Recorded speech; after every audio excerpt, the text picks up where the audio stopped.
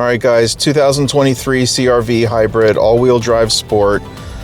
Just to give you a little taste of what this car is sold for, it's $33,950 plus destination charges of $1,245, so a total of $35,195. I don't know if there's any markups on this vehicle.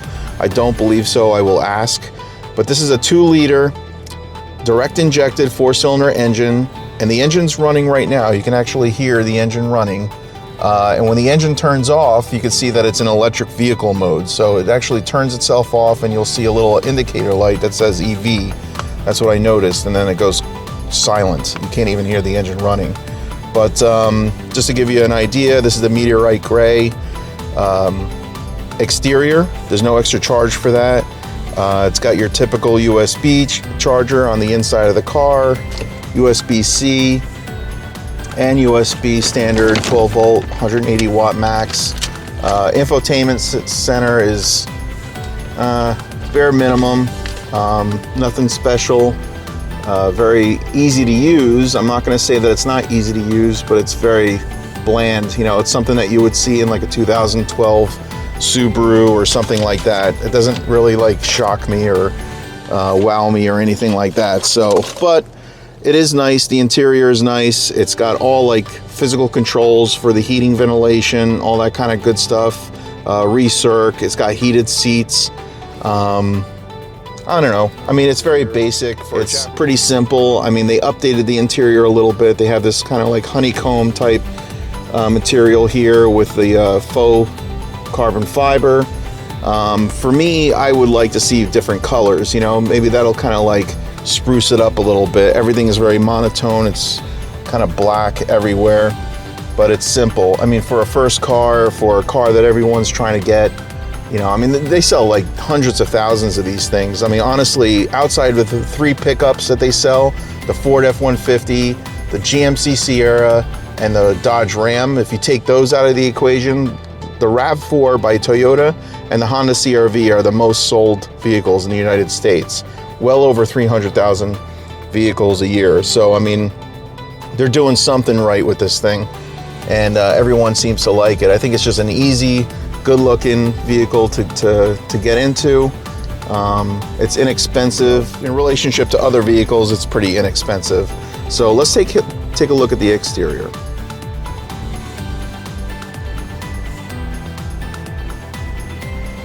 So, I mean, it is a handsome looking car. I mean, it's actually pretty nice looking. It's got LED lights up front. I mean, the badging and everything up front is really nice. The color, I mean, even though you're not paying extra for this color, I like the color. You know, it's easy to clean. It looks pretty, oh, you can hear the engine start up, right? So it was EV mode and then the engine started up. It's probably recharging. This thing gets about like 40 miles per gallon highway, 34 miles a gallon in the city. Really basic interior. It's got 2 USB-Cs inside the back and the rear. It's got a 60-40 split here, so you can take these chairs down.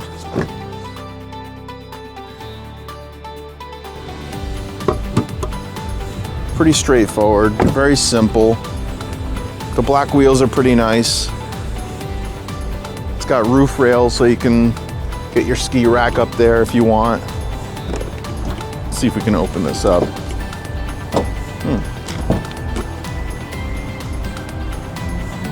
right, it's not an automatic, right? There's no button here, so there's no automatic rear hatch. It's all manual. I think the battery is stored underneath here. I have to look into that, but there's a 60-40 split. I mean, it's got a lot of room back here, honestly. 12 volt attachment here. It looks like there's little straps here where you can kind of hang anything that you get at the supermarket. This is manual, so you're gonna have to rear camera right there. I don't know how many cameras this has, but it's this is the sport model. This is not painted. This is all basically black plastic. Really simple interior. I mean, very bare bone. I mean, honestly, I mean, this is something you would buy if you were looking for an inexpensive vehicle. 35 grand, you're getting a really good vehicle, honestly. Cloth interior. These are heated. So you got the heated indicator here. Glove box. Simple. Just enough for the owner's manual and a pair of gloves, literally. Plenty of room in here for any storage. Engine just turned off and it's in electric mode. Let's take a look at the engine. All right, so this is the 2-liter 4-cylinder engine that's paired up with the electric motor. Small accessory battery here. Looks like it's fairly easy to get to everything. Oh, started right back up. Kind of interesting how it does that, but that's how these hybrid vehicles are working now, and they're all kind of going that direction, you know. So the hybrid vehicles are a little bit more popular. This is not a plug-in, so you don't have to plug it into anything. You just basically run it, and it's always recharging the battery, and it's assisting with the power. So you essentially have a 4-cylinder engine in here, 2-liter, which is typical, and the electric motor is going to help you gain some more mileage. So your MPGs are going to be a little bit higher, and it does go. You can run this, I believe, on all electric for short term. It can only go about 40 miles full electric. But if you're doing some city driving, just want to go to the store and back, you could theoretically do it in electric mode. So that's something I'd have to look into. I don't know how to access that in the menu. I have to kind of dig into it, ask some questions. Very basic. Let's kind of run down some of the other items that are on this list. So we have the 2-cylinder or the 2-liter direct engine, 4-cylinder engine, all-wheel drive system, CVT transmission. I did feel that when I was driving the car. Pretty smooth. This is not going to give you any land speed records, that's for sure. So it's like, I don't even know what the 0 to 60 is. You're not really like looking to drive fast in this vehicle. This is a point A to point B type vehicle. Gets you there, great gas mileage. There's the MPG, 37 average, 40 city, 34 highway, 2.7 gallons per 100 miles. Yeah, so it's, I mean, very simple. Other options, safety features, very basic. Side curtain airbags, rear side airbags, anti-lock braking system. There are different drive modes. I know right here, you can kind of like flip through the drive modes. You got sport mode, probably gives you a little bit more of a spirited drive, you know, with the transmission shifts. Normal mode, which is what I was in. Eco mode, I don't know how much more you're gonna get out of this, maybe a mile per gallon or something. And then snow mode, which probably plays around with your limited slip differential. But yeah, this is simple. I would keep it in normal mode and basically keep it in that mode for the majority of the time that you're driving this thing. 7-inch color touchscreen, multi-view rear camera. Let's try that rear camera. There you go. All right, that's simple. Not necessarily HD, but does give you some sort of rear camera, you know, very basic. I mean, I've seen camera add-ons that are better than this in terms of their HD quality, but it's available. Rear cross traffic monitoring, drive attention monitor, push button start. There it is hiding back behind the wheel. Rear USB-Cs, there's 2 of them back there. Driver 10-way power seats, heated front seats, front center console, I hope so. Rear console vents, 60/40 split that I mentioned. Yeah, 235/60 R18 all-season tires.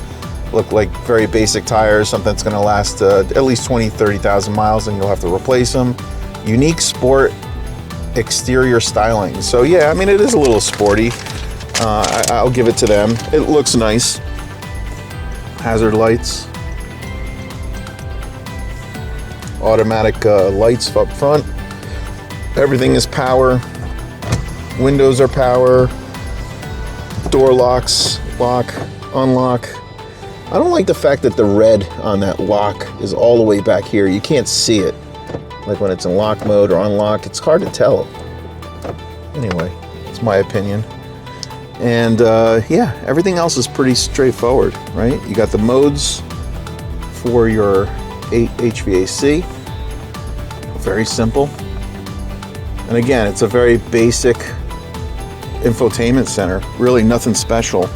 Smooth transmission. You know, you can kind of put it into any gear. It's very smooth, honestly. And went right back into EV mode. It's very interesting. It's weird. Anyway, so that's a 2023 hybrid CRV. I like the vehicle. I think it really rides really well. Very basic.